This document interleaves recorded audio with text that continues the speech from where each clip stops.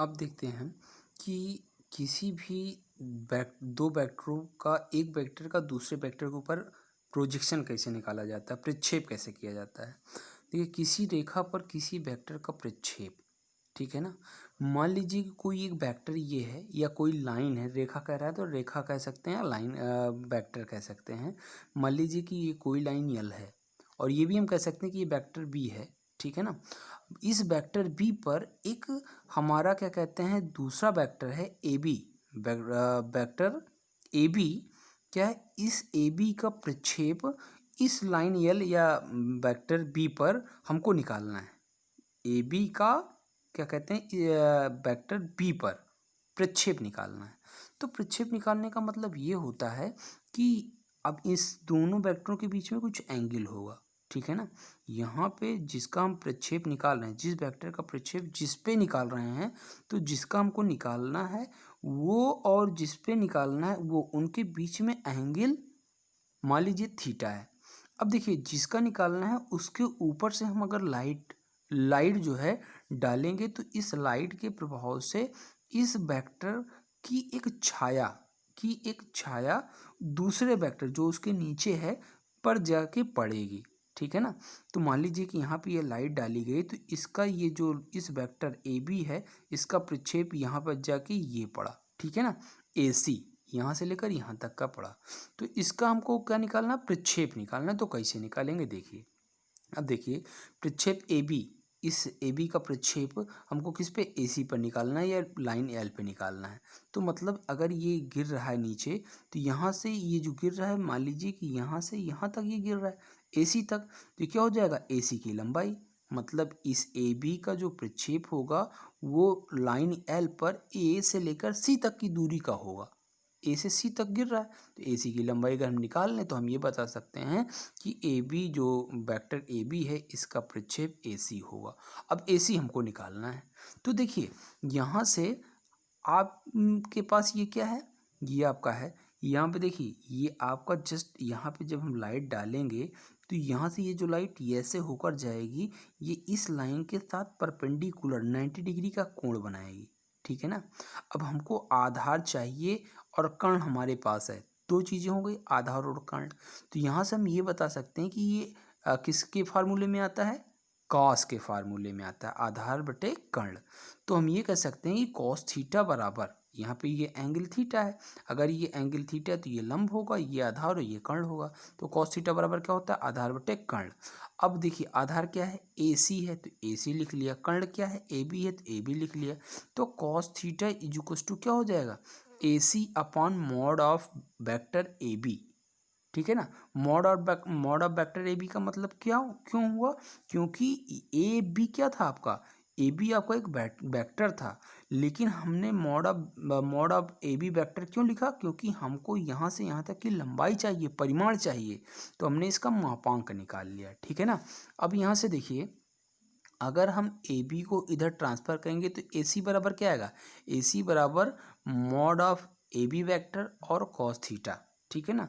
अगर ए B vector को हम किससे, मॉड ऑफ क्या कहते हैं वेक्टर ए से रिप्रेजेंट करें तो mod of vector A equals to cos theta हो जाएगा। तो ए सी ये जो वैल्यू आई, ये क्या है, ए बी का प्रक्षेप है, इस वेक्टर का प्रक्षेप है, केवल प्रक्षेप है। तो यहाँ पे देखिए, ये और ये दोनों क्या है, स्केलर क्वांटिटी, मॉड में है तो जो भी आएगा स्केलर में होगा, मतलब कोई नंबर होगा। कॉस थीटा है, यहाँ पे थीटा की जो भी वैल्यू होगी वो भी एक अंक ही आएगा, ठीक है ना। अगर वो ये पूछे कि प्रक्षेप सदिश निकालिए, तो मतलब इसका प्रक्षेप इस पे निकालना है और सदिश भी होना चाहिए। तो वो जब यहाँ पे इसकी छाया पड़ेगी, ये छाया इस वेक्टर की दिशा लेगी।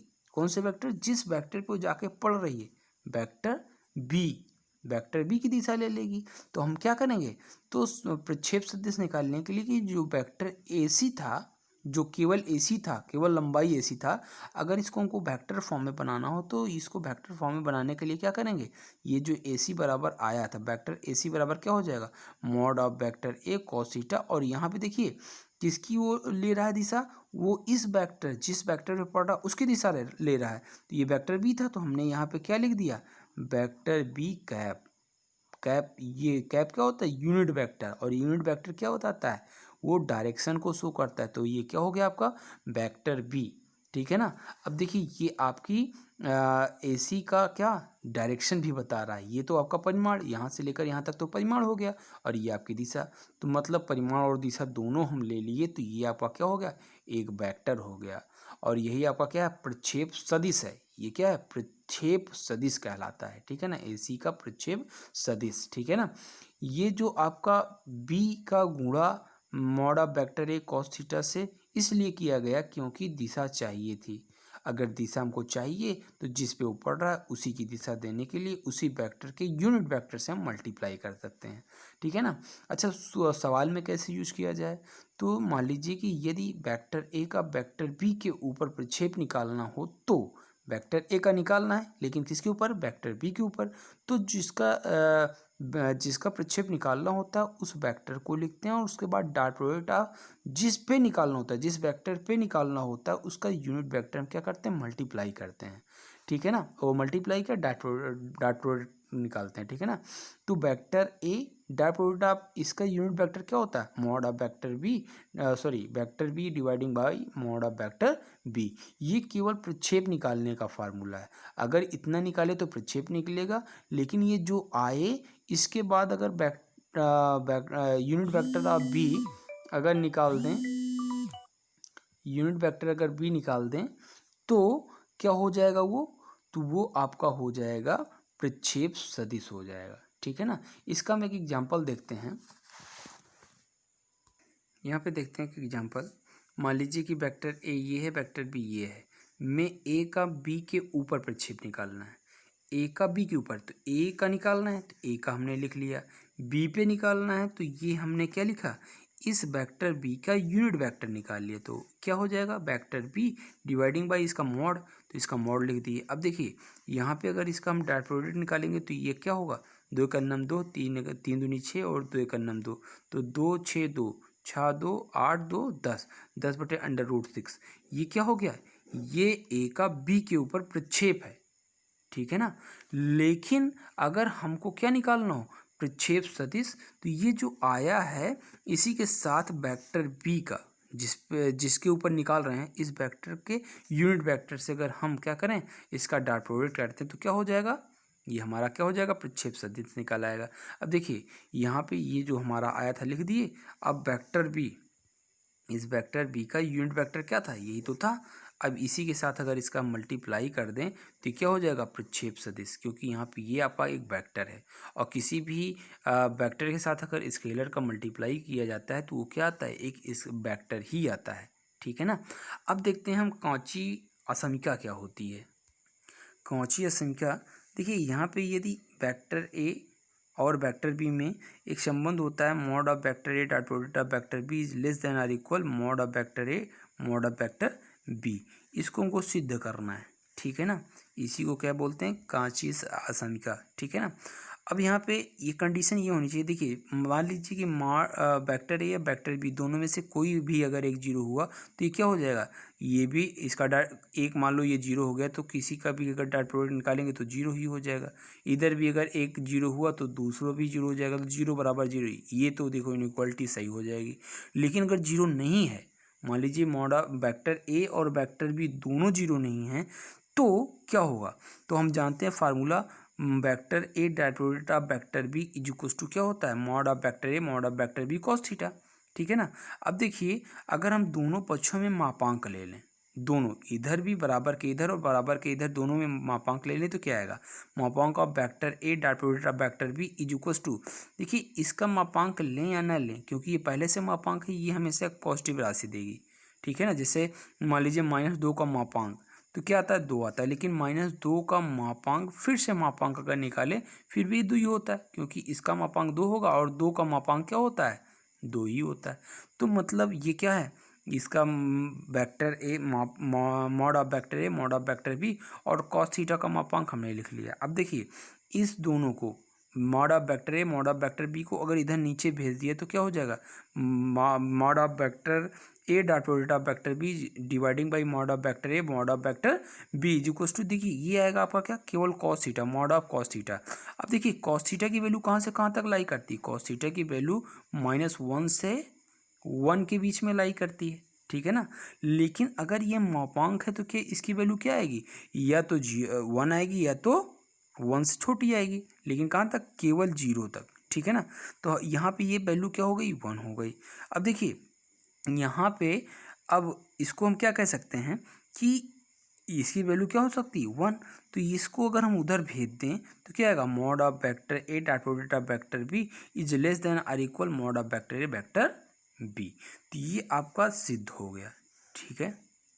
अब देखते हैं हम त्रिभुज की असंख्या। देखते हैं त्रिभुज की असंख्या क्या होती है। कोई दो वेक्टर हैं, वेक्टर ए तथा वेक्टर बी के लिए एक कंडीशन होती है कि mod of vector A plus vector B is less than or equal mod of vector A plus में मॉड ऑफ वेक्टर बी। ये होता है, ये हमको सिद्ध करना है, ठीक है ना। तो देखिए अगर mod of vector A plus vector B ये लिखा है, अगर इसका स्क्वायर हम कर दें तो क्या होता है, mod of vector A plus vector A plus vector B dot product of vector A plus vector B. क्यों, क्योंकि हम जानते हैं mod of vector A dot product of vector B बराबर क्या होता है, मॉड ऑफ वेक्टर ए का स्क्वायर होता है। या हम ये भी कह सकते हैं मॉड ऑफ वेक्टर ए का स्क्वायर बराबर vector A dot product of vector A ही होता है, ठीक है ना। अब देखिए यहाँ पे vector A plus vector B का मॉड का स्क्वायर इज इक्वल टू क्या हो जाएगा, यहाँ पे अगर इसका मल्टीप्लाई करेंगे क्या आएगा, मॉड ऑफ वेक्टर ए का स्क्वायर प्लस में vector A dot product of vector B और vector B dot product of vector A plus में मॉड ऑफ वेक्टर बी का स्क्वायर। इन दोनों का डॉट प्रोडक्ट करेंगे तो, ठीक है ना। अब ये दोनों सेम है, क्यों, क्योंकि जो डॉट प्रोडक्ट होता है vector A dot product of vector B is equal to होता है vector A dot product of vector A, ठीक है ना। Vector A dot product of vector B is equal to vector B dot product of vector ये होता है। किसी भी सवाल में अगर यूज करेंगे तो ये हमारा क्या आएगा, इक्वल आएगा, क्योंकि ये क्या कहते हैं क्रम विनिमय नियम का पालन करता है, ठीक है ना। अब देखिए यहाँ पे ये जो क्या कहते हैं एक्स, जो एक्स होता है x is less than or equal क्या होता है, मॉड ऑफ एक्स।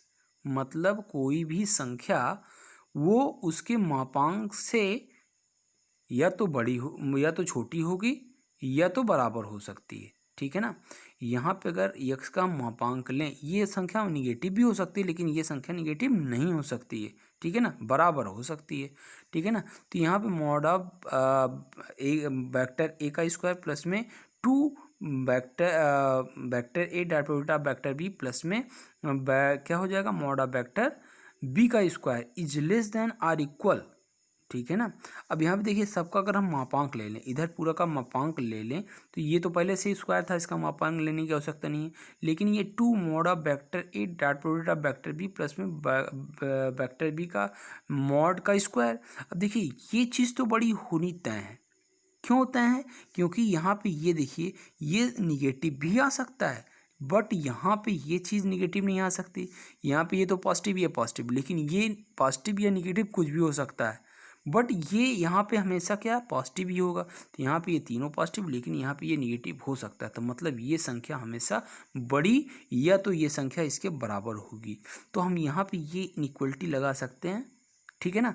अब देखिए यहाँ पे ये इसके बराबर था। अब देखिए अगर ये चीज़ इससे क्या है, छोटी है, तो ये वाली चीज़ भी इससे छोटी होगी, ठीक है ना। अब देखिए mod of vector A plus में वेक्टर बी का square is less than or equal mod of vector A का स्क्वायर प्लस में 2 mod of vector A mod of vector B.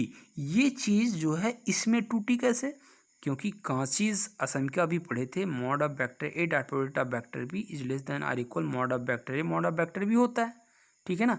तो वहाँ से इसको हम तोड़ सकते हैं, प्लस में मॉड ऑफ वेक्टर बी का स्क्वायर, ठीक है ना।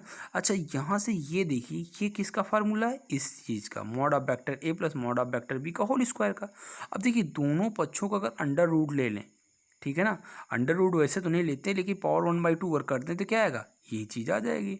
और यही हमको क्या करना था, सिद्ध करना था यहाँ पे, ठीक है ना। ये देखिए, ठीक है।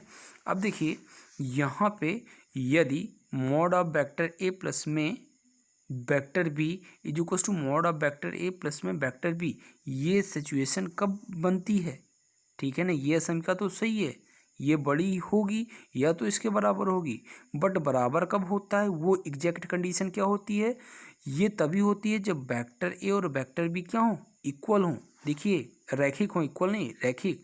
मान लीजिए कि यहाँ से यहाँ तक ये क्या है, वेक्टर ए, और यहाँ से यहाँ तक ये क्या है, वेक्टर बी है। तो अगर इन दोनों वेक्टरों को जोड़कर मापांक निकालें, या मापांक अगर जोड़कर निकालेंगे तो यहाँ से यहाँ तक की पूरा मान आएगा, ठीक है ना। और अगर इसका मापांक निकाल लें और फिर इसका मापांक निकाल लें तो फिर अगर जोड़ दें फिर भी तो पूरा ही आएगा, ठीक है ना। और ये तभी संभव है जब ये दोनों वेक्टर क्या हों, एक सीधी रेखा में हों।